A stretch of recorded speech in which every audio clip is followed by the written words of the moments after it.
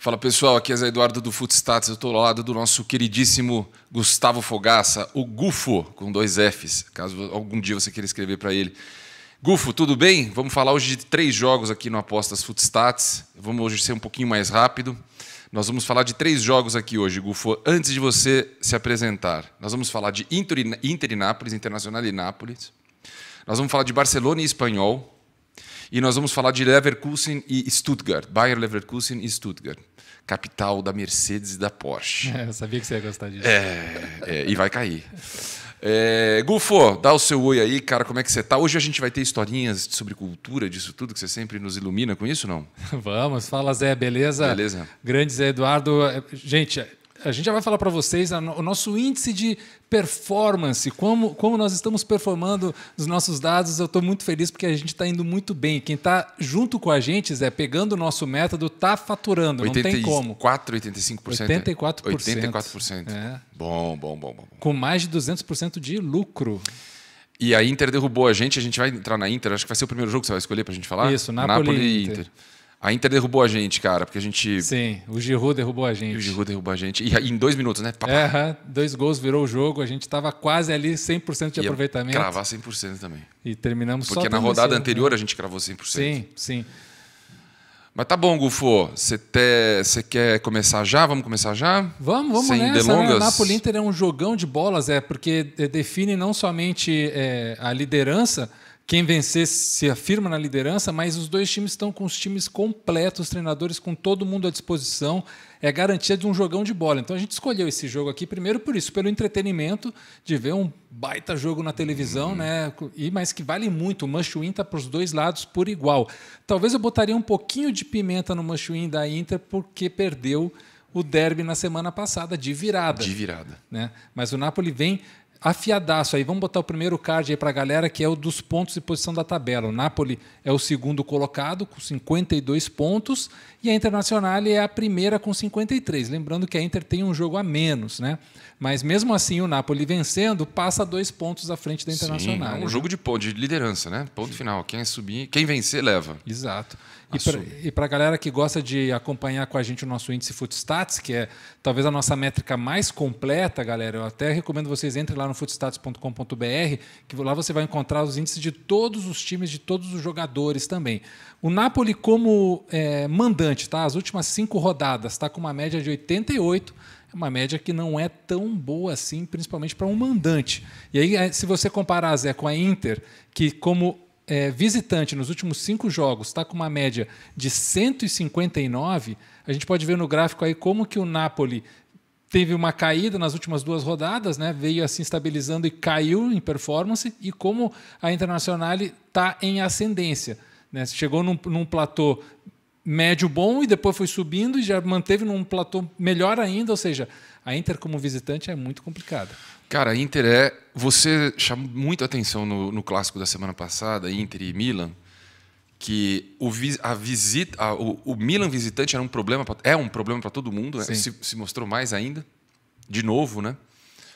E acabou levando o jogo. Esse Inter como visitante é alto 159. Continua sendo. O Milan é o primeiro, né, como visitante, e mostrou o valor, repetindo, rodada passada ganhando o Inter de virada. Sim. E o Inter agora vem forte também como visitante contra o Napoli. Então, assim, eu vou tomar muito cuidado no que a gente for discutir nos próximos 5 minutos aqui, porque eu vi que faz muita diferença esse cálculo que você trouxe em rodada passada, da média do visitante trazer a média como visitante e do mandante trazer a média como visitante. Só uma coisa, de fato, a Inter ela tem a variação, mas lá naquilo que a gente já explicou, naquele platô lá em cima. Exato. Né? Então o cara, fez os últimos jogos como mandante, só a derrota que ficou abaixo de 100 pontos, cara. Sim, ela chegou a bater 265, 159, 174, 108. É impressionante. E no jogo passado que perdeu isso. de virada ainda fez 87. Sim. 86,5. Você vê que, cara, é um timaço mesmo. É o melhor time do campeonato, né? Isso é indiscutível. É um time muito difícil de ser batido, muito regular, muito bem treinado, tem muitas opções. Só que, claro, aqui a gente vai entrar no fator rivalidade norte-sul, que a gente já vai conversar um pouco sobre isso. E também o fato do Napoli estar muito bem, né? Por exemplo, o Napoli é o segundo melhor mandante. 25 pontos com 69% de aproveitamento. O Fabián Ruiz, que é o volante construtor do time, a vítima preferida dele é a Internazionale, já fez 3 gols na Inter, né? E o Spalletti, que é o treinador, vai ter a volta aí dos jogadores que estavam na Copa Africana de Nações, principalmente o zagueiro Koulibaly, foi campeão pelo Senegal, um dos melhores zagueiros do mundo, né? Vai chegar gigante para esse jogo. Vai chegar gigante. Napoli venceu as suas últimas 4 partidas, vai vir numa racha muito boa aí. E vai ter o seu time titular completo. Vamos só repassar aqui para a galera a nossa projeção do 11 do Napoli, que vai ser o Ospina, Di Lorenzo, Ramani, Koulibaly e Mário Rui, Anguissa, Fabián Ruiz, Politano, Zielinski e Insigne e o Osimhen na frente. Principalmente é o time base desse Napoli, é o time que vem lutando bem, vai jogar na Europa League contra o Barcelona e tem tudo, Zé, para fazer um jogão contra a Inter. Cara, eu quero falar, antes da gente entrar nas estatísticas, nas odds, vai ser um jogaço. Eu queria chamar a atenção para você, porque depois me machucou aquela derrota contra o Milan semana passada, por conta da nossa aposta. Sentimos na pele. Então, eu dei uma estudada na Inter, cara, e é engraçado. Queria compartilhar com você uns dados. Eu vou dividir o campeonato da Inter, estamos aí próximo de 24 rodadas, tá? Então eu vou pegar os primeiros 12, a gente vai fazer a 24ª rodada, vai ser esse jogo. Então eu peguei 12 e 11, então recorte bem equilibrado, aí vai dar 23. Sim. Falta o jogo de amanhã. Os 12 primeiros jogos, a Inter teve menos posse de 12, ela teve menos posse em 7. Então, quando você compara os gráficos de posse de mandante e visitante, a Inter ficou um bom tempo, vários jogos, vencendo sem posse de bola. Legal. Dos últimos 11 jogos, a Inter ficou só 2. Dos últimos 11, só 2 ela teve menos posse. Então, há uma mudança radical da forma da Inter jogar. Claro. De 7 jogos, com a mesma fatia de jogos, para 2. Agora, você vê como você falou, é o melhor time do campeonato. Mesmo assim, na primeira fatia de 11, que tinha um padrão com menos posse, eles fizeram 70% dos pontos. Sim. Nessa fatia em que eles tiveram mais posse, eles fizeram 84%, Jesus amado. Então, assim, eles jogam diferente, cara, porque ter mais posse com uma sequência de vários... De novo, de 11... 2 só eles não tiveram. Sabe contra quem eles não tiveram? Contra quem? O Napoli, sim, no primeiro jogo. Uhum. Contra o Napoli, eles venceram de 3-2. O Napoli teve mais posse. E contra o Milan na última rodada. O resto, eles mandaram em todos os jogos. Eles venceram o Napoli, sim, por 3-2. Foi um jogo que a gente vai falar de over daqui a pouco. E o Milan conseguiu segurar a bola lá na frente, no campo e tal. Sim. E conseguiu a vitória. Então, você vê assim, os dois times são times que têm, na média, mais posse que o adversário. O Nápoles também. Então vai ser um confronto interessante, porque não é... Quem vai ficar com a bola. Exatamente, cara. Eu queria trazer isso para a gente pensar e apimentar. Mas, enfim, isso influencia o teu raciocínio pelo fato de ter mudado? Isso vai te influenciar alguma coisa nas odds que a gente vai discutir? Porque, cara, eu achei interessante. Quando eu comecei, eu falei, cara, isso aqui não é trivial. Posse e, de repente, posse. Não, assim, é super sabe? importante esse dado, porque a Internazionale, a percepção que as pessoas têm é que realmente é um time que gosta de ter a posse. Aí você traz uma surpresa. Olha, no começo ali do campeonato não foi tão assim. Não foi, cara. E foi no momento onde a Inter foi muito dominante mesmo. Então, eu acho que tem muito a ver com uma sensação falsa das pessoas e a realidade que a gente sempre mostra com os dados. A gente gosta de fazer isso. Olha, a percepção de vocês pode ser essa, mas os dados estão mostrando a realidade é outra. Exato. Né? Exato. Isso é importante na hora de você fazer a sua análise pré-jogo. Sim. E dentro desse aproveitamento que você trouxe da Inter, aqui um dado muito interessante. É a 4ª melhor visitante, ou seja, tem 3 times que são melhores. Mesmo assim, o aproveitamento é de 72% fora de casa. Foda. Não, é um time muito difícil. Os últimos 11 jogos como visitante, a Inter venceu 7. Tá? E dos últimos 11 jogos, marcou gol em 10. Nossa Senhora. Ou seja, a Inter marca gol e é sempre favorita fora de casa. E são os dois... Esse confronto é o único confronto possível agora da tabela do italiano com os dois times que têm menos de um gol sofrido por jogo. Sim. A Inter o Napoli tem a melhor defesa, com 0,67, e a Inter com 0,83. O resto, todo mundo toma pelo menos um gol por jogo. Ou seja... Então, o que a gente tem aí? 2 times que gostam de marcar gols e 2 times que não sofrem gols. Exato. Quem que vai... Lembra de novo aquela novela? Sim, Defesa... Como é que a gente já descobriu aqui? Isso a gente já pode colocar como primeiro postulado do Footstats, da apostas. Vamos ver quantos a gente chega. Que ataque ruim contra a defesa ruim, a defesa ruim leva. A gente já teve alguns exemplos Postulado 1. Postulado 1, de Euclides. Isso daí está bem claro. Agora, o que a gente vai ter aqui são 2 ataques que sempre marcam contra 2 defesas que nunca sofrem. Vamos ver. Eu acho que vai dar defesa, mas enfim, eu quero sustentar depois da gente falar as odds aqui. Beleza. Porque eu tenho mais uns dados para colocar para a gente definir em cima ali na aposta. Boa, só para passar para a galera aqui o provável 11 da Internacional e também com o time completo. Handanovic no gol, os 3 zagueiros Skriniar, De Vrij e D'Ambrosio, a linha de 5 com Dumfries, Barella, Brozovic, Çalhanoğlu e Perisic, e lá na frente Lautaro Martinez e Dzeko. É bom lembrar que o Lautaro Martinez, o Napoli é a sua vítima preferida. Também. 4 gols, então a gente tem 2 caras dos 2 lados que gostam de fazer gols no adversário. Isso é bom de se lembrar também. Zé, vamos passar aqui o primeiro card de mercado de gols que a gente sempre passa para a galera e as nossas odds sugeridas, tá, pessoal? Só lembrando, essas são odds feitas em cima da probabilidade. A dica que a gente passa para vocês vai lá na sua casa favorita, vê se a odd que a casa está dando está acima do que nós estamos sugerindo. Se estiver acima, aí existe um valor para você. Vai lá que você vai encontrar um valor. Se estiver parecido ou abaixo, não vale tanto a pena. Porque aí quer dizer que a casa está entendendo até menos do que nós estamos passando de probabilidade e aí certamente você vai perder dinheiro. Certo. Então vamos lá. Over 0,5 no HT. Um golzinho no primeiro tempo. 83% de probabilidade. Uma odd sugerida de 1,20. Over 1,5 aí no tempo inteiro. 79% de probabilidade. Odd sugerida 1,27. Over 2,5, Zé, tá boa, hein? 53%, uma odd sugerida de 1,89. Primeiro jogo foram 5 gols desses caras. Pois é. Aquela coisa de defesa e ataque tá aí uma prova de que pode acontecer. O over 3,5 já está baixo, 35%, uma odd sugerida de 2,86. E aqui me surpreendeu, ambos marcam. Tá? O BTTS também está um pouco baixo, 44%, 2,27 a odd sugerida. Eu sempre falo, Zé, que quando a gente tem uma probabilidade acima de 50%, ela vale a pena estudar com carinho. Uhum. Se chega acima de 60%, opa, essa probabilidade é boa. Quando está abaixo de 50%, aí eu já fico sempre com um pé atrás. Esse ambos marcam, estão me dizendo, mas será que a gente não vai ter os 2 times marcando? Porque a minha percepção sempre é essa. Talvez 2 times que marcam muitos gols, disputando um jogo importante, vão buscar o ataque, vai sair gols, né? Cara, eu acho que esse jogo tem um componente que pode ser diferente, Gufo. O jogo que foi 3-2, que a Inter venceu em casa, em Milão, o Napoli está na melhor fase dele agora. Sim. O Napoli está na melhor fase. Eu acho que vai ter um equilíbrio maior e, apesar desse must-win, eu acho que... não estou dizendo assim, eles não vão lutar pela vitória, mas eu acho que o empate é um bom negócio também. Para os dois. Para os dois. Certo. A minha sugestão... a gente não vai falar de... A gente está falando de gol agora, mas quando a gente for falar de 1x2, eu vou ter uma opinião de, pela primeira vez aqui, apostar em empate, mas a gente vai chegar lá. Mas eu tô achando que vai ter pouco gol, cara. Você acha? Eu não acho que não vai ser um jogo de 5 gols. Sim. A Inter jogando, a média de gols que saem, ela fazendo ou sofrendo, tá? A Inter participando das partidas tem em média 3,17 gols. Que é alto. É alto.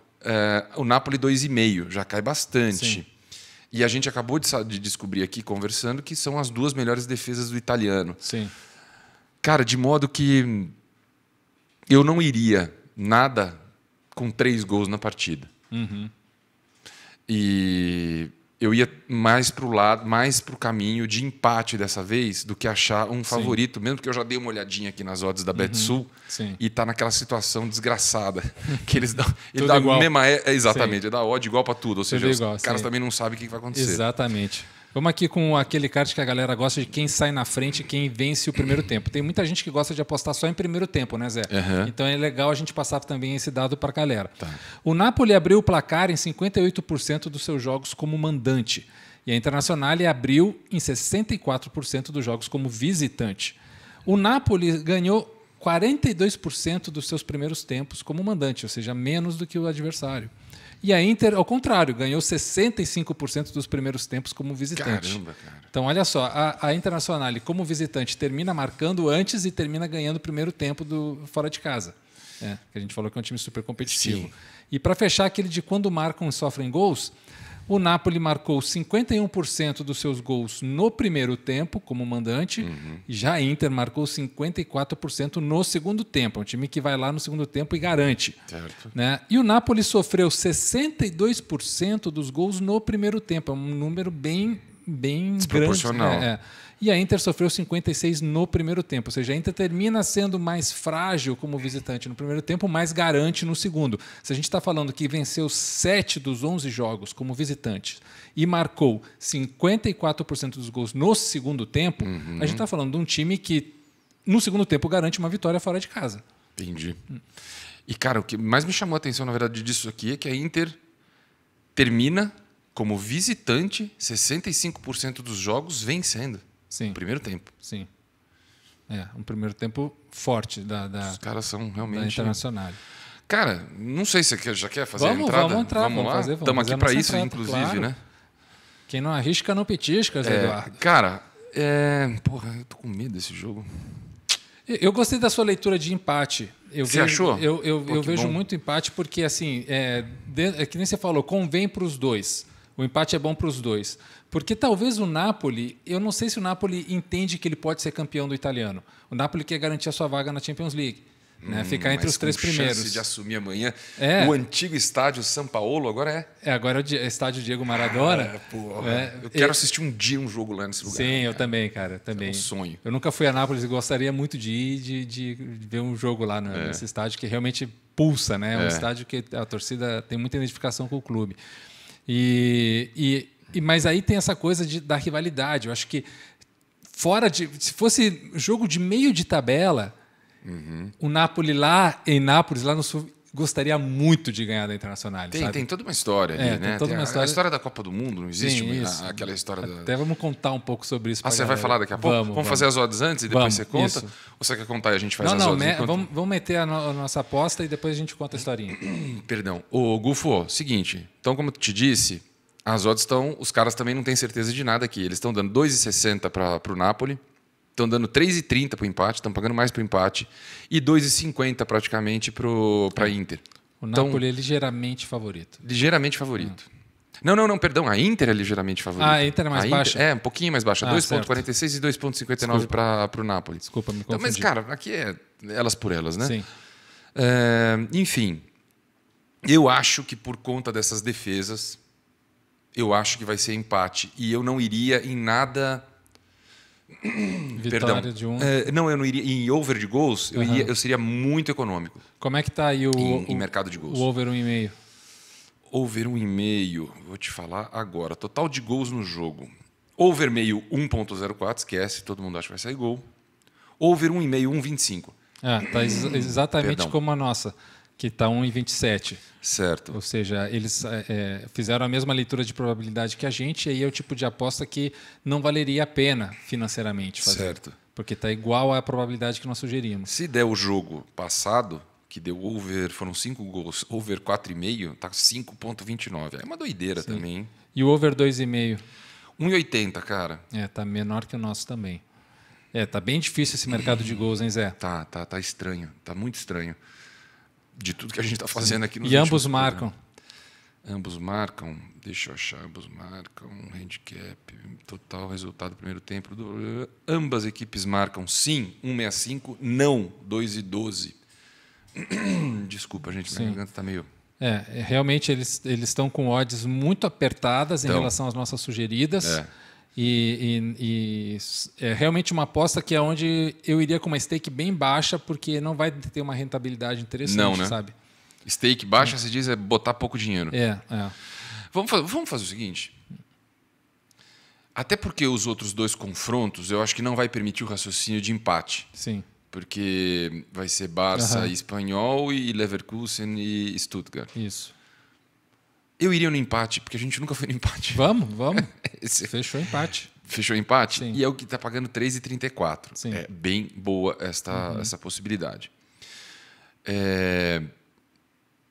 Por conta das defesas, os ataques e tudo mais. Agora, minha dúvida, gol. Você acha que os dois marcam? Porque seria uma terceira aposta. Sim. Over e under, o que passa na tua cabecinha de cineasta, cozinheiro? O under 2,5 está quanto?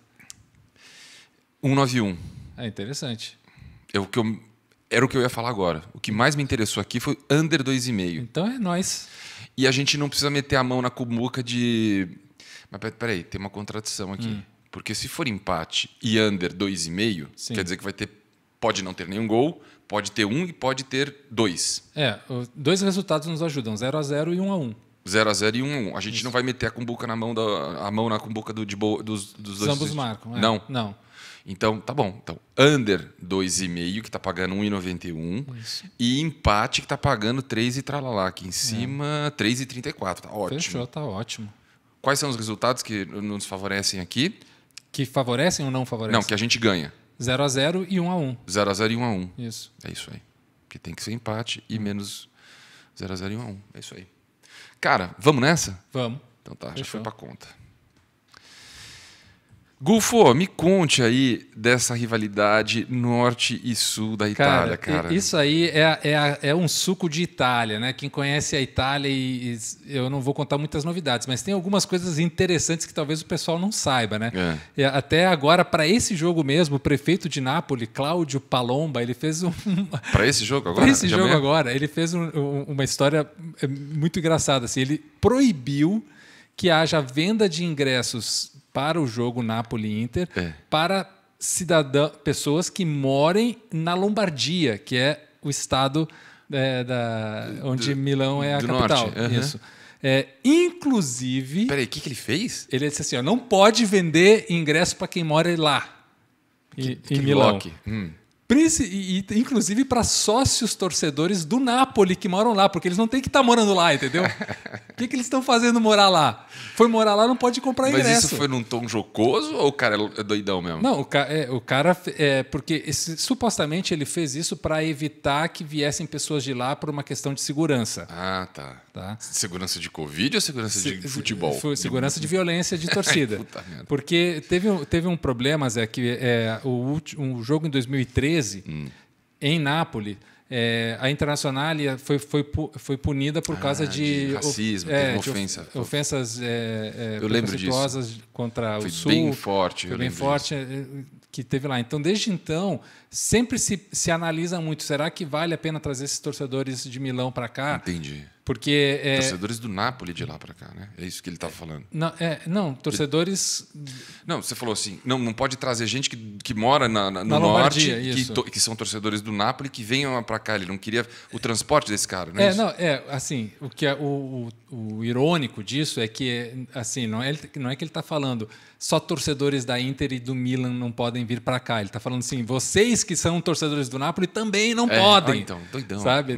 Essa é a parte engraçada. A parte séria é que, até por uma questão de segurança, esses torcedores de Inter e Milan não serem expostos a uma violência dos torcedores do Napoli lá. Entendi. Porque há uma efervescência muito grande, entendeu? De violência entre as duas torcidas, as três torcidas, se a gente botar o Milan junto, né?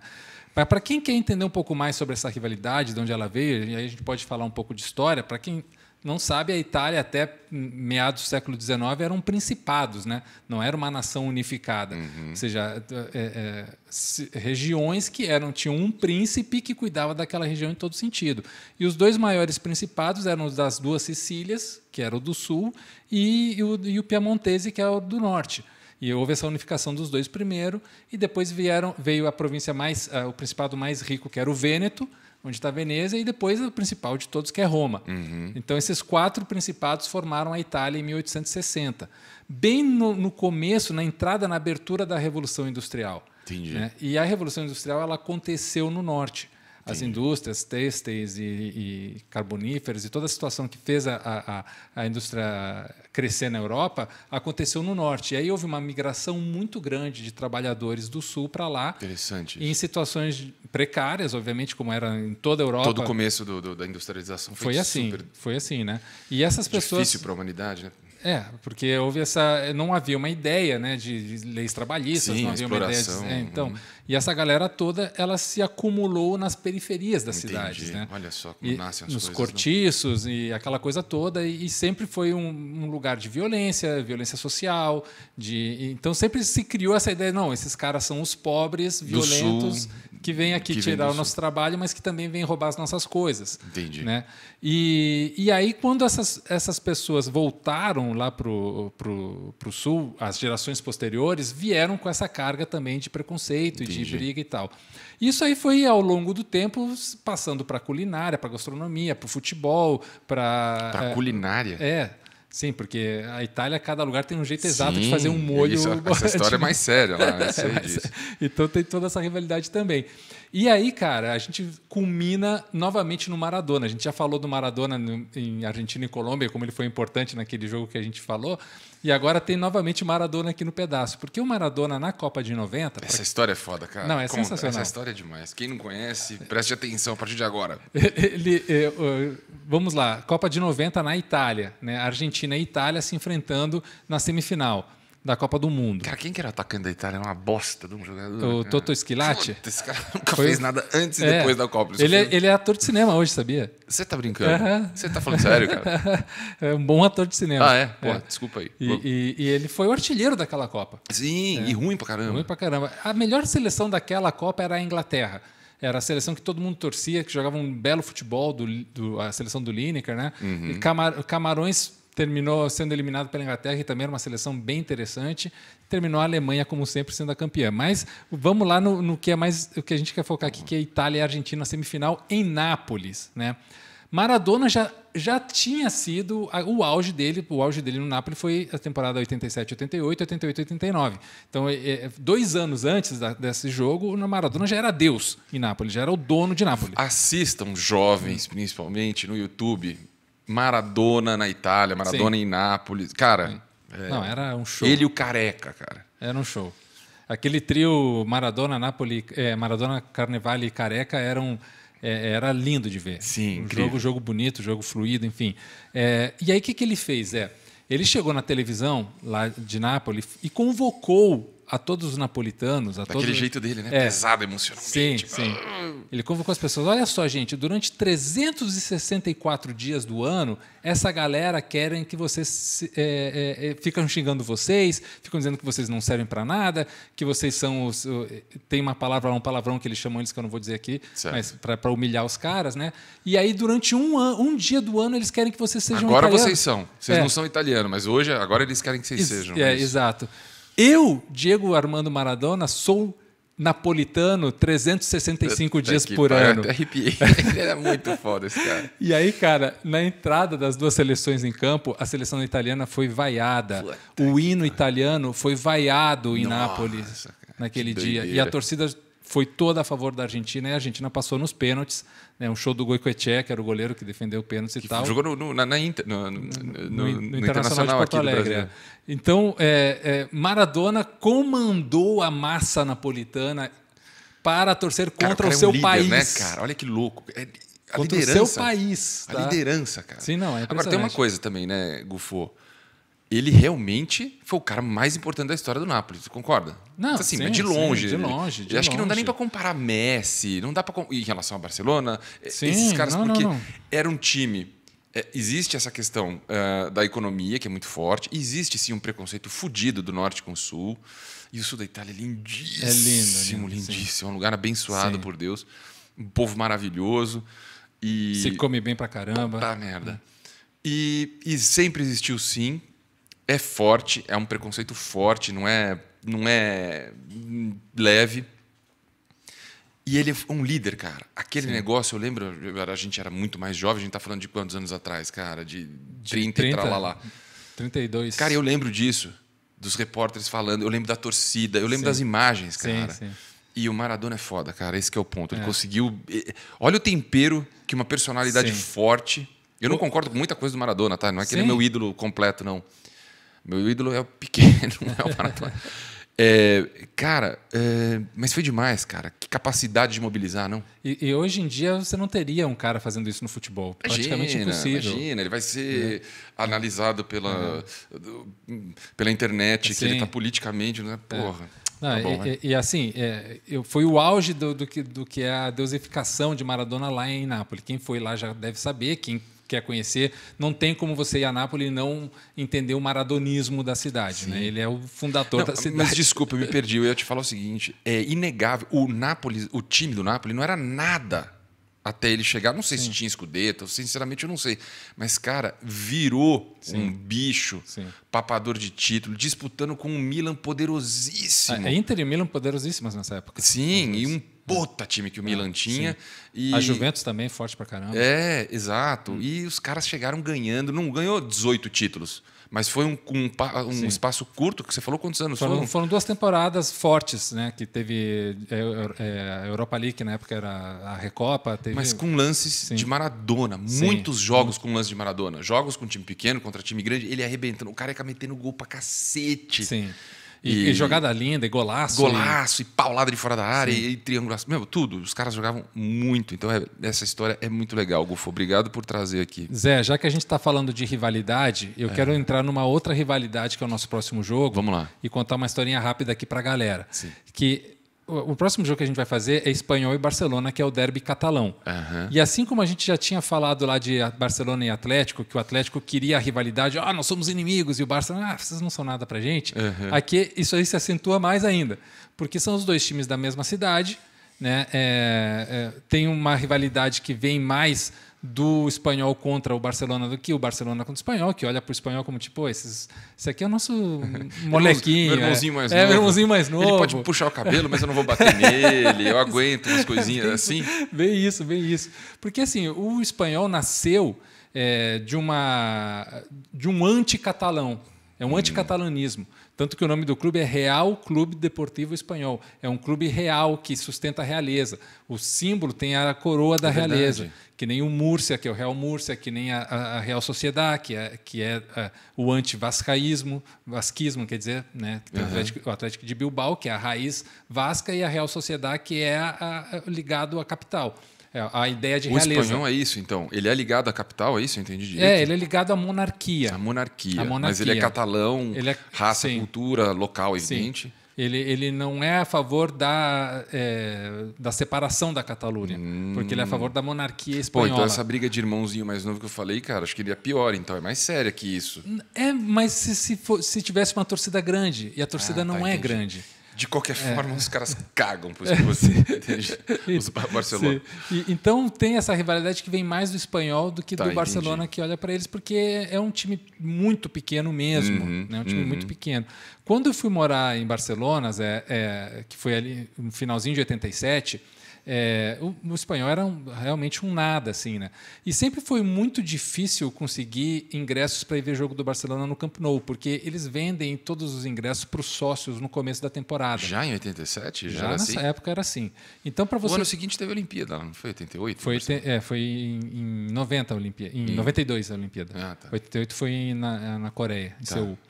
E aí, então, o que acontecia? Para você assistir um jogo, você tinha que contar com a amabilidade de algum amigo seu sócio que não fosse que liberasse para você a carteira, por exemplo, ou a cadeira para você ir ver.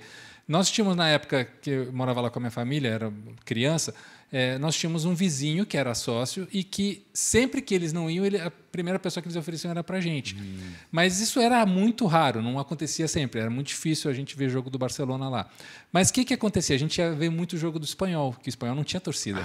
Então o Espanhol era só chegar lá no Sarriá, que é o estádio onde o Brasil foi eliminado pela Itália em 82. Isso, cara, que eu queria lembrar do estádio do Espanhol, era o Sarriá, que não existe mais. Não existe mais, hoje é um condomínio... muito legal que eles mantiveram algumas coisas do estádio, mas é um condomínio privado, né?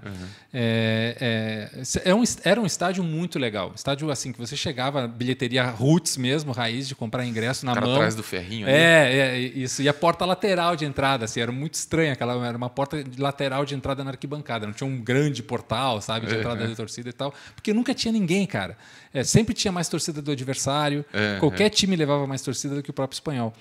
E a história que eu quero contar para vocês, que é uma história também que vincula várias coisas aqui da rivalidade, é que antes de morar lá, Zé, eu morei em Camarões, na África, um tempo, né? Porra, cara, essa é novidade, não sabia. Sim, e lá o marido da minha mãe fez um relacionamento muito legal com alguns jogadores de futebol que vieram a ser ídolos da seleção de Camarões. Eu vou citar 2 aqui que o pessoal conhece bem, que é o Roger Milá. Você conheceu o Roger Milá? Conheci o Roger Milá. Cala a boca. Sim. E o Thomas Nkono, que era o goleiro. Cara, você conheceu esses caras? Conheci esses caras, frequentavam a minha casa. Porra, Sim. cara, que legal. Não, muito legal. Fiquei amigo dos filhos e tal, né? Gente boa? Nossa. É. Gente boníssima. Como é que é assim. o trato, assim? Eles são família, como o Brasil, assim? Não, a gente pegou isso muito deles. Camarões, assim. Contato, abraço. Cara, Camarões eu sei que faz mais de 30 anos que eu moro lá. Eu sei que se eu voltar lá, vai ser como se eu tivesse indo embora ontem. Porque Sério? é um povo muito amistoso, muito carinhoso. Que legal. Sabe, muito dado, assim, tudo. Um povo bom, sabe? Lá é francês, né? Francês, é. E o Thomas Nkono era o grande ídolo. Fala francês, né? Sim. O Thomas Nkono era o grande ídolo do espanhol nessa época, era o goleiro do espanhol, né? Então, além da gente ter essa possibilidade de ver os jogos no espanhol, mais frequentar Sarriá, que foi talvez um dos estádios que eu mais frequentei na vida, tinha essa relação de amizade com o goleiro. Puta, né? que pariu. E eu sendo torcedor do Barcelona, eu fiz uma bandeira do espanhol, que ela era pequenininha, e costurei numa bandeira de Camarões que era gigante, como se fosse um torcedor de Camarões. Entendi. Que estava ali, né, apoiando o timinho azul e branco, que não me interessava tanto. Mas eu percebi nessa convivência de que o torcedor do espanhol odeia o Barcelona.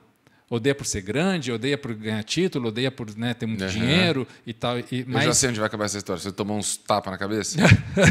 eu não levei os tapas na cabeça, mas no colégio, quando eu falei uma vez que eu ia no estádio do Espanhol, eu meio que fui... me botaram um bullying, porque é muito engraçado lá no... geralmente aqui, por exemplo, em São Paulo, você torce para o Corinthians, para o São Paulo, você vai enfrentar torcedores do Palmeiras, do Santos, do Flamengo, de outros times que vão encher seu saco aqui, porque tem de tudo. Sim. Lá, cara, só tem torcedor do Barcelona. Entendi. Você não vai encontrar um torcedor do Real Madrid no colégio. Então, de repente, você vira assim, pô, não, o cara... Brasileiro, com bandeira do Camarões e espanhol, tá querendo encher o saco. Tá querendo encher o saco. Então, cara, esse jogão, que é o domingo às 17 horas, e é o terceiro estádio da história do espanhol, porque o espanhol tinha o Sarriá, que não existe mais, depois foi jogar em Montjuïc, que é o estádio olímpico lá em cima do morro, durante um tempo, e agora tem o seu próprio estádio, que é o RCD Stadium, que é desse grupo chinês deixa eu até lembrar o nome da empresa aqui, do Qin Yansheng, que é o Rastar Group, que é uma empresa que faz videogames e tal, que é um chinês que comprou em 2016 o espanhol. É um time agora que tem um dono. Que é esse chinês. E fez esse belíssimo estádio onde vai ser o jogo. Então, vamos lá, o meu querido Júnior. Só um minutinho. Volta antes. O Roger Milá é gente fina, então, cara? Nossa, ele tem cara de ser gente fina mesmo. Nossa, eles são muito gente fina, Zé. Que legal, você não faz ideia. Assim. Porra, e a convivência familiar, sempre muito legal, com os filhos, as filhas deles, assim, sabe? Pessoas super queridas. Pô, que experiência, cara. Muito bacana. Que sorte. Você veio trabalhar com futebol depois, olha... Sim, não. E eu tinha esse carinho escondido pelo espanhol, porque você termina torcendo pelo amigo, né? E naquela época tinha um jogador brasileiro que jogava no espanhol, que eu não estou lembrando o nome dele agora, que não foi muito conhecido, mas era um cara que não era titular e que entrava de vez em quando e que não era muito bom. Depois eu vou pesquisar e falar um minutinho. vocês. Eu fiquei encantado com essa história do Roger Milá. O Roger Milá jogou a Copa de 82? Ele jogou a Copa de 82 e depois jogou a Copa de 90. Cara, porque olha a coincidência, que a gente está falando do Sarriá, que o Brasil foi eliminado pela Itália num jogo dramático da nossa geração. Foi um jogo que machucou. Sim. Foi o jogo que eu mais chorei na minha vida. Exato. Foi um jogo... Ali acho que eu comecei a realmente gostar de futebol. É um trauma para nossa geração. É um trauma para nossa geração. E 1 ou 2 jogos antes, Camarões... A Itália empatou com Camarões no rabo. Sim.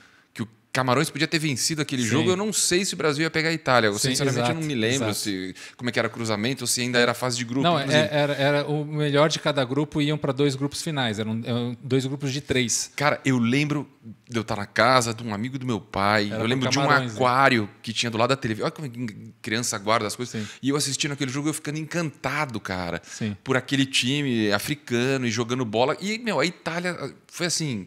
Os caras deram sorte. Sim. Porque era para Camarões ganhar o grupo. Camarões tinha empatado com o Chile e acho que vencido... Eu não me lembro qual foi o outro. Foi o Chile. O cara tinha 9 anos. E aí esse empate com a Itália impediu o Camarões de ser o primeiro do grupo. E aí a gente pegou a Itália. Não, a gente pegou a Argentina. O grupo era Argentina, Brasil e Itália.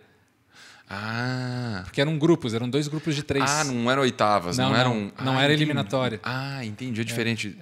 Foi a última o Brasil Copa, deu uma surra, o Maradona foi expulso com a entrada no Batista, se não me engano.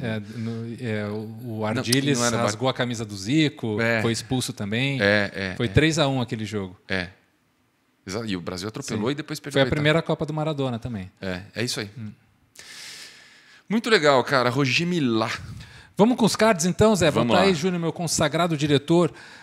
Pontos e posição na tabela. Aqui já a nossa entradinha. Vai falando aí, desculpa. O Espanhol é o 13º colocado com 27 pontos e o Barcelona é o 4º com 38. E a gente indo lá para o nosso card do índice Footstats, das últimas 5 rodadas, o Espanhol, como mandante, está com uma média de 32, uma média baixíssima para mandante. E o Barcelona, como visitante, está com uma média de 81. Se a gente for ver aí o gráfico, o branco é o Barcelona, o vermelho é o Espanhol. Olha como é a linha descendente do Espanhol, como o platô do Espanhol está baixando, né? E como o Barcelona está muito regular num platô médio, assim ali da média de 80, 81, mas é realmente muito superior. Se a gente for ver aqui, Zé, o Espanhol é o 9º melhor mandante, 20 pontos, 60% de aproveitamento. Tá voltando o Raul de Tomás, que é o artilheiro do time, ficou 20 dias fora por lesão. Então é um cara perigoso para se ter um olho, um cara que tem uma média de 0,57 gol por jogo. Não é baixo, então é um cara que é interessante de ficar de olho. Mas o técnico, Vicente Moreno, já falou, vou fechar a casinha, não quero nem saber. Ele disse que pode jogar com 3 volantes de contenção. Então ele realmente quer pensar assim, bom, se um 0-0 aqui, 1-1 para mim tá bom, mas a tendência, claro, né, o Barcelona que é muito mais forte. A gente tinha falado, Zé, do Xavi contra o Atlético, que o Xavi nunca tinha perdido como atleta pro Atlético de Madrid, e contra o Espanhol é o time que ele mais jogou. É o atleta do Barcelona que mais vezes jogou contra o Espanhol na história. Né? E ele tem um aproveitamento de pontos como atleta impressionante. Foram 25 vitórias, 9 empates, 2 derrotas em 17 anos de enfrentamentos. E ele chegou a ter, 15 jogos invicto, né? Contra o Barcelona, contra o Espanhol. Então, novamente, aquela coisa assim, será que eu tenho todo esse histórico como treinador, como jogador contra esses caras? Eu não quero perder para esses caras pela primeira vez. Perder não tem a menor chance. Não tem a menor chance, né? O Barcelona está na melhor fase do momento deles. Podemos afirmar isso? Sim, podemos afirmar. Podemos afirmar que está na melhor. A média de gols do Barcelona nos últimos 5 jogos é 2. Sim. A média de gols sofridos do Espanhol nos últimos 5 jogos é 2. Então aí com... Aí ele ia botar 3 de contenção, melhor botar 5. Porque, cara, realmente, tá muito... O Barcelona, de fato, tá 6 jogos invicto. Sim. O Barcelona acho que teve até um momento no começo do campeonato onde teve mais tempo invicto, só que só empatava. Sim. Agora, desses 6, o Barcelona ganhou 4 ou 5, um negócio assim. Então, tá de fato no melhor momento. As contratações, aparentemente, deram... foram boas contratações. Do Barcelona, deu um molho diferente na história. Ganharam super bem o último jogo, que a gente acertou no gols e 1x2. Cara, não sei o que você vai colocar aqui. Aqui é Barcelona só, não dá para pensar. Claro, né? Vamos dar uma olhada rapidinho aqui no mercado de gols e odds sugeridos. Vai lá, desculpa. Vamos lá, Júnior. Bota para a galera aí, ó.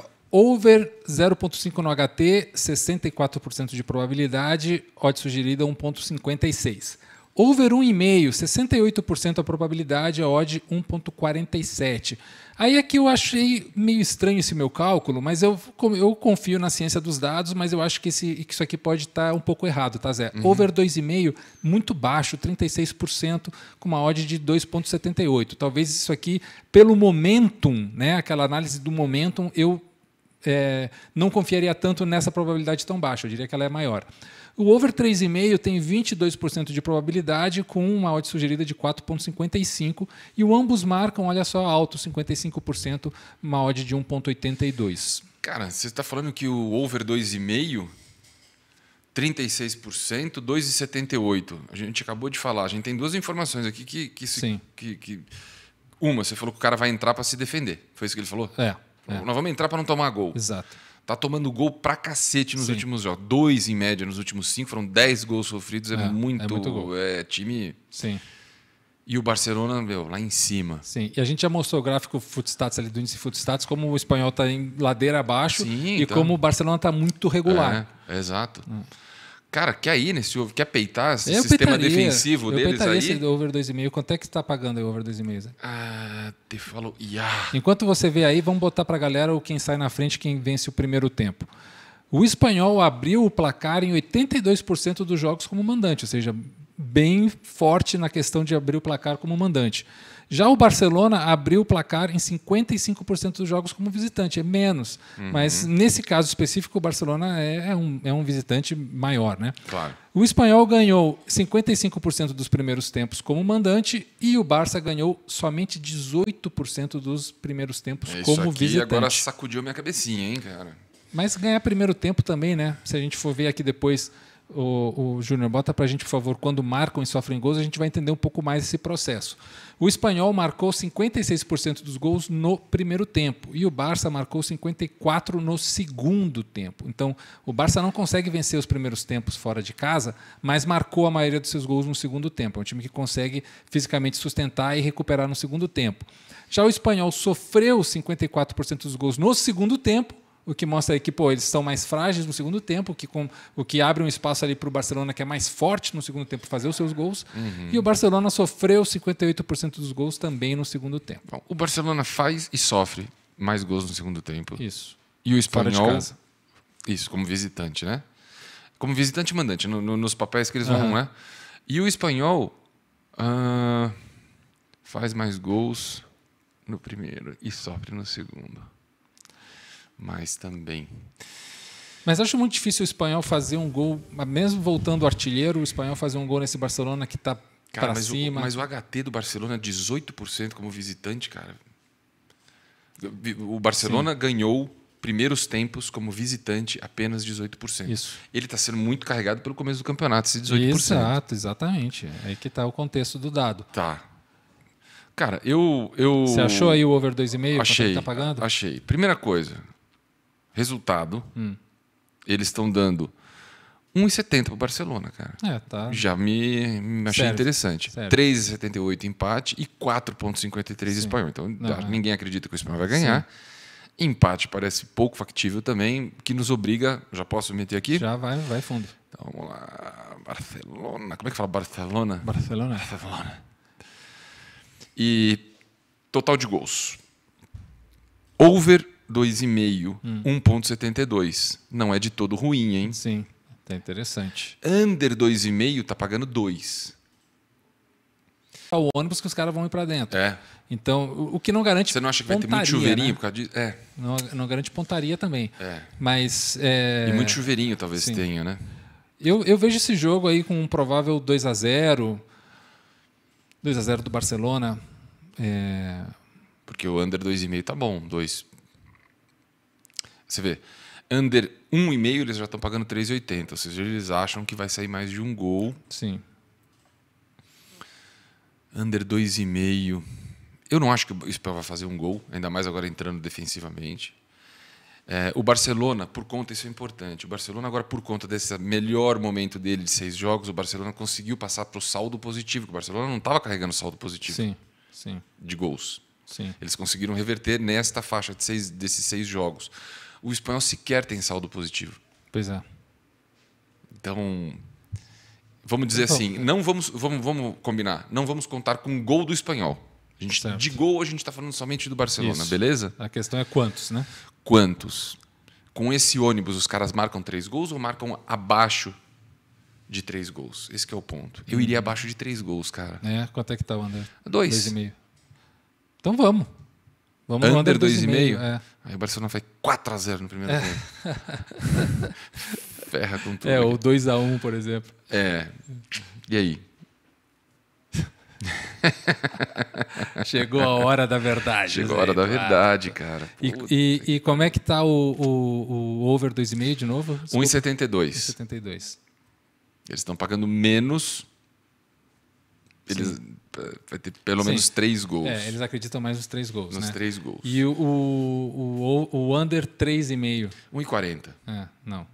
Beleza, então, Zé... Escolha você. Fecha o olho e manda o pau. Vamos lá. Eu mesmo sendo mais baixo, eu iria no over 2,5. Porque... Over 2,5? Over 2,5. Over 2,5. Porque eu acho que pode ser um 3-0, 3-1. Então vamos, tá decidido. Tá pagando 1,72, não deixa de ser... É razoável. Opa, peraí que eu botei... Ó, pessoal, lembrando aqui que a gente faz essas apostinhas, a gente chama a atenção de novo, que é recreativo. Cada entrada que nós fazemos aqui são R$10. A gente está aprendendo ainda, né, Gufo? Claro, pô. Logo nós vamos começar a cagar regra aqui também, mas... Se você quer dicas profissionalíssimas, talvez não seja tanto aqui, né? Exato, aqui a gente está, falando de futebol, de cultura e aprendendo. Eu tô adorando. E a gente mesmo porque a gente está ganhando. Isso que importa. Mas também serve para você entender o nosso método. A gente está trazendo um método aqui em cima de estatísticas de probabilidades e aí você pode aplicar esse método aí em vários outros campeonatos. Exato. Não, e é de punter, ou seja, a gente aposta e torce. Sim. Trader, com o tempo vocês vão ver. A gente vai trazer também o conhecimento disso. Gufo, peraí que eu tô... Pronto, consegui. Então repete pra gente o que a gente fechou aí, Zé, nessa. A gente fechou Barça e over 2,5. Fechou, então. Beleza. Beleza? Vamos pro último jogo pra gente encerrar? Cara, o último jogo vai ser uma surra, cara. Vai ser uma surra, porque Leverkusen e Stuttgart... A única coisa boa de Stuttgart, de novo, é a sede da Mercedes e do Porsche, da Bosch, de mais uma porrada de empresa fodida. Os caras são... Mas o time tá, derretendo na tabela. Tá derretendo. Vice-lanterna, penúltimo colocado. Vou dar uns números aqui rapidinho. Stuttgart fez 2 gols nos últimos 6 jogos. Fez 2 gols em 6 jogos. Eu até escrevi lama total, para me lembrar aqui. Ó. Lama total. Referência. Então fez 2. O Leverkusen fez 17. Caramba. Um fez 2, o outro fez 17. Tá aí. O Bayern tem 4,21 gols que acontecem na partida que o time está envolvido, fazendo, levando, marcando. 4,21 gols. E o Stuttgart 2,95. 3, quer dizer, eu queria depois aqui falar com você, fazer um negócio diferente, que a gente nunca avançou de over 2,5. Sim. Esse jogo eu acho que era... Você quer ir mais... E tem um detalhe, cara. O Stuttgart tem o 3º pior desarme da liga. Da Bundesliga. Nossa. Então, o time não faz gol, Sim. O time leva gol, o time não tem pegada. E, cara, o Bayer Leverkusen tá no momento, assim, fez dos últimos 2 jogos, fez 10 gols, assim, é um negócio, os caras estão... É um time que talvez não vá, obviamente não vai brigar pelo título, que vai ficar entre o Bayern de Munique e o Dortmund, mas ele está em 3º lugar. Vamos botar o card de posição de tabela aí para a galera ver, Zé. O Leverkusen está em 3º, donos da casa com 38 pontos, e o Stuttgart, como disse o meu querido Zé, é o 17º com 18 pontos. E a gente vendo a performance, Zé, pelo gráfico do índice Footstats das últimas 5 rodadas, olha lá, o Leverkusen tem uma média de 146 e o Stuttgart tem uma média de 12. E é engraçado que a gente vê ali o Stuttgart em branco, ele está fazendo um zigue-zague sempre com uma tendência de cair de platô. Né? Caindo platô, caindo platô. Quando ele desce mais do que a última descida, né? Exatamente. E o Leverkusen em uma onda de ascensão, porque quer garantir esse lugar na Champions League. Certo. Bom, cara... Você quer passar aqui rapidinho as probabilidades Vai de odds lá sugeridas? enquanto eu acho esses caras aqui na Betsu. Vamos lá então, rapidinho. Mercado de gols, odds sugeridas. Over 0,5 no HT, 65%. Odd de 1,54. Over 1,5, 75%. Bem interessante, mas a odd, claro, mais baixa, 1,33. Over 2,5, 50%, com uma odd de 2. Over 3,5, que eu acho onde o Zé está querendo coçar ali um pouquinho, está com uma probabilidade de 45%, uma odd de 2,22 a sugerida. E ambos marcam, o famoso BTTS está com 50% também, uma odd sugerida de 2. Zé. Cara... O que a gente tem aí para oferecer para a galera? De odds, você quer saber? Bom, 1x2, uma surra. Não estou pagando nada para o Bayer Leverkusen, que é 1,39, 4,86 para o empate. E 6,36. Então, Esse aqui não tem... a odd é ruim, mas nós vamos botar o óbvio. Até isso é interessante você trazer, porque um dos fatores que eu escolhi esse jogo é por causa sempre as pessoas falam assim, e a zebra? Né? Quando é que a zebra pode acontecer? Aqui acho que não vai. Pois é, qual é o momento da zebra? Aí você fica tentado, porque uma odd é muito interessante, e você pode pensar, não, aqui que vai ser a zebra. E aí você tem que analisar bem os números, você tem que analisar bem o contexto para entender, não ir só na tentação, não, a zebra vai acontecer aqui. Sim. Né? Principalmente um time fora de casa que é tão ruim como o Stuttgart, né? Cara, eu iria, desta vez... Então, vou te falar, posso falar já de... Bom, vamos. O Bayern já está decidido. Sim. Gols. Sim. Over 3,5. Bom, eles nem colocam over meio, tá? Não tem mercado de over meio, pra você ter ideia. Aqui a conversa já começa no 1,5. Sim. É verdade, eu nunca tinha visto isso. 2,5, 1,44. Não estão pagando nada. 3,5, 2,08. Sim. 4,5, 3,38. Aí 5,5 já é uma viagem, 5,76. Mas, cara, vamos de over. Por favor, você me libera. Vai fundo. Pra ir no over 3,5. Vamos. Tá pagando 2, tá bom demais. Cara, porque eu acho que vai ser uma sopa de gol, cara. Um 3-0, pelo menos. Não, tem que ser 3,5, não é over 2,5. Over 3,5. Eles mais de 3 gols. Tem que ter 4 gols. Tem que ter 4 gols, E tem que ter. E vai ser do Bayern, porque. É ousado. Você acha que é ousado? 4 gols eu acho ousado. Então calma. Então, vai falando aí que eu vou pegar um dado aqui para você. Louco. Pode falar. Porque aqui, ó, vamos lá, aqui, ó, os 2 últimos cards. Quem sai na frente, quem vence o HT. O Bayer Leverkusen, em casa, abriu o placar em 80% dos jogos. Ou seja, sempre vai abrir. E o Stuttgart apenas em 30% como visitante. É muito difícil que abra aqui de novo. Certo. Aí quem venceu o primeiro tempo? O Bayern ganhou 60% dos primeiros tempos como mandante e o Stuttgart apenas 10%. O Stuttgart não ganha primeiro tempo de ninguém fora de casa. Né? E em questão de gols sofridos, tem aqui, vou botar o card lá para a galera, mas eu só vou ler o gol sofrido por tempo. O Bayern sofreu 53% dos gols no primeiro tempo, ou seja, eles sofrem mais gols no primeiro tempo. Só que a gente está falando de um time que nunca vence o primeiro tempo. Então é muito difícil que o Bayern sofra um gol de um time que só marca no primeiro tempo. Então vamos fazer o seguinte, cara. Não, fala. E só para encerrar, o Stuttgart sofreu 73% dos seus gols no segundo tempo. É um time que no segundo tempo desmonta. Desanda a história. Desanda totalmente. Então, não é tão louco o over 3,5. Eu só acho ousado, mas eu gosto da ousadia. Ok. Vamos ousar então, porque o Bayern nos últimos 2 jogos marcou 10 gols. Sim. Os caras estão com o taco afiado, cara. Sim. Então, eu iria desce o dedo. Então tá bom. E eu iria na questão de ambos, do both team to score também. Você acha? Eu acho que não. A gente iria no não. No não. Isso é boa. É uma variação que sempre um dos jogos... Tá pagando quanto? Eu vou te falar agora que eu não sei. Gostei da ideia. Essa é uma coisa que a gente nunca fez também e é legal. Não, a gente nunca fez. O contra ambos marcam, não. É? Então, ó, eu vou meter 3,5. Beleza? Beleza. 3,5. Vamos lá. É nóis. E dupla possibilidade. Ambas equipes marcam. Sim, 1,62. Não, 2,16. Cara, esse não aqui tá interessante. 2,16. Vamos nessa. Vamos nessa? Vamos.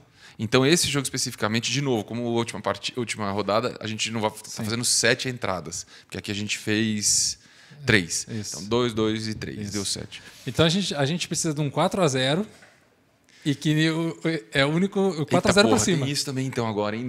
É verdade, é verdade. A gente começou a desenhar aqui o boneco do placar. É isso mesmo. Então, tem que ser 4-0 pelo menos. E o cara não pode marcar. Isso. As Mercedes e Porsches não podem marcar, cara. Exato. Ih, agora fiquei com medo. Que agora eu tô... Agora... Porque é isso aí, cara. A gente está tomando um risco bem interessante aqui, mas que paga bem. Então, você tem um perfil mais ousado, mais que gosta de riscos, a gente está tomando um risco interessante aqui, do ponto de vista de investimento. Sim, mas é isso. O Bayern tem que marcar 4 gols pelo menos. Isso. O jogo tem que ser pelo menos 4-0. E o Stuttgart não pode marcar gols. Rapaz. Se a gente for no contra, ambos marcam, né? Mas eu acho que essa contra ambos marcam é meio que um bônus que a gente está metendo ali, né? Porque, eu não, quero ganhar tudo, porra. Porque eu vejo mais como... Se for 3-1, por exemplo, a gente ganha no over 3,5 e tá bom. Não, pode ser. Pode ser. Vamos nessa, cara? Vamos nessa então, Zé. Nossa, cara, os caras vão ter que marcar gol pra cacete. Bom, é isso. Esses são os 3 jogos. Isso aí. Deixa eu só fazer a última entrada aqui e vai pra conta. Tem esse fator da gente mantendo aí uma porcentagem de aproveitamento de 84% dos nossos acertos, uma lucratividade acima de 200%. Sim. Mas é claro que isso aí ao longo do ano a gente vai ir alternando, vamos subindo, vamos descendo. Claro. A gente vai aumentando o número de apostas, vai tomando mais risco, ao mesmo tempo vamos aprendendo mais também, né, Zé? Claro. Então, claro. Interessante a gente manter nessa casa dos 80%, já está lindo. Não, exato. Acho que é super bom 85%. E eu aprendi muito no jogo do Milan, cara, e Inter, porque tava na cara que a gente ia meter caixa ali. Sim. E o maldito visitante do Milan com mais posse, obrigando o Inter a não ter posse. Como eu li para vocês, cara, uma sequência de 11 jogos, só 2 não teve mais posse. Sim. E o último... Então o Milan ali foi um visitante que estava mostrando os números como visitante, cara. Então Sim. Ali eu acho que aprendi um pouquinho. É futebol o nome do jogo, Zé. É isso aí, é isso aí. Gufo, vamos passar o laço então? Vamos nessa. Tá tudo certo? Show de bola. Pessoal, obrigado aí, até a próxima semana que vem. Valeu.